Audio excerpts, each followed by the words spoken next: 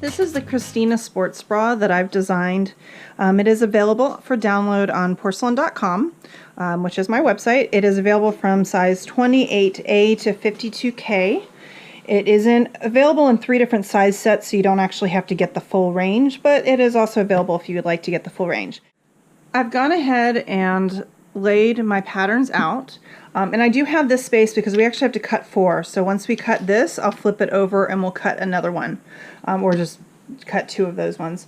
This piece is on the fold, and when you're on the fold, make sure you are exactly on that fold. Otherwise, you're going to end up with your pattern being too big or too small.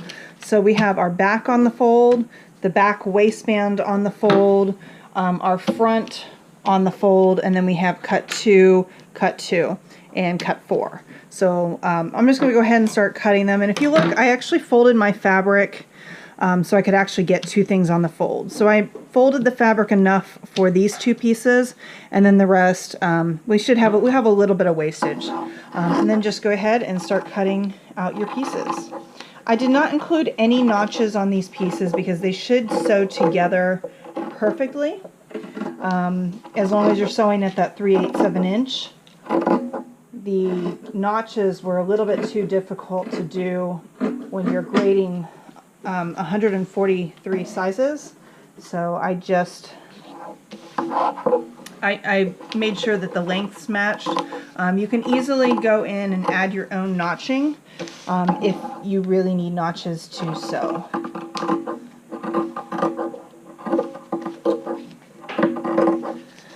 I will also need to cut out my power mesh after I'm done with this, but I will not need as much of the power mesh.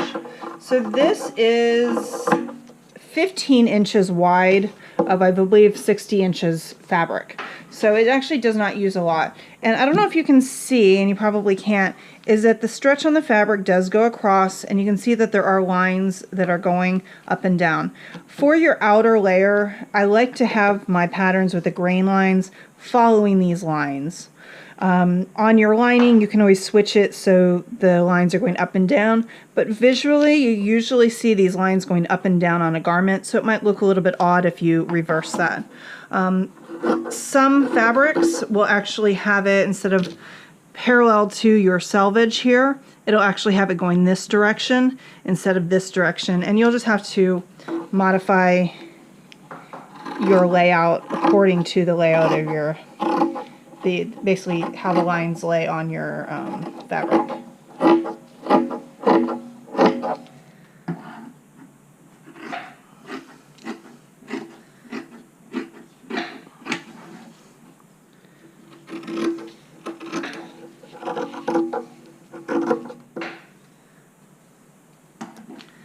And my daughter is sitting over here waiting for these little scraps because we have a designated scrap box in my sewing room that she can take and cut anything she wants to out of these little pieces.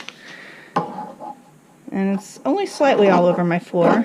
I'll get it off. You'll get it off? You'll make sure you clean it all up? I'll clean it all up right now. Oh, right now? Because you do have scraps all over the floor. And you have scraps and I'm cleaning that up. Okay, well thank you. I'm sure they're her scraps. Oops. Made a little goof there. Okay, so I can take the pattern off again. It's not going to slide around. I'm actually just going to use that line. As long as that's not both layers. There's all mine. So actually I won't have a whole lot of waste on this. As long as you're cutting efficiently. Should I get that?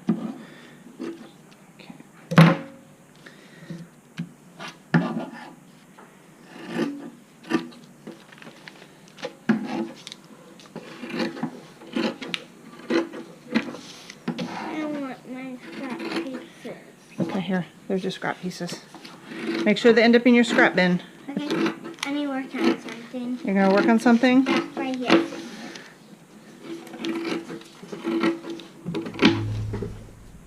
My papers. And I don't need any paper. Okay, make sure you're not going to accidentally cut my fabric. Okay.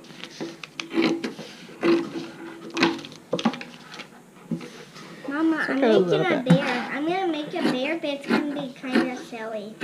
So with these leftover bigger pieces, you can sample your elastic, like how you're going to be sewing your elastic, to see how much you need to stretch.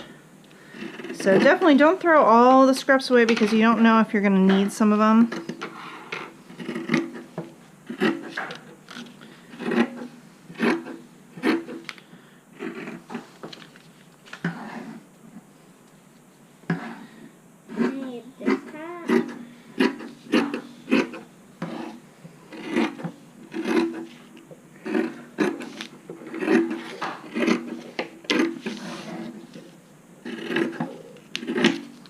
There we go. And we've got all of our pieces ready for the outside layer. I'm going to go ahead and I'm going to hold on to a few of these scraps in case I need to sample stuff, and the rest go to my daughter. Some of these she can. And then I'm going to go ahead and cut out my power mesh, and I don't think I need to do that on camera. You'll be cutting your power mesh out of only 3 of these pieces. 1, 2, 3. So you can conserve your fabric as best you can.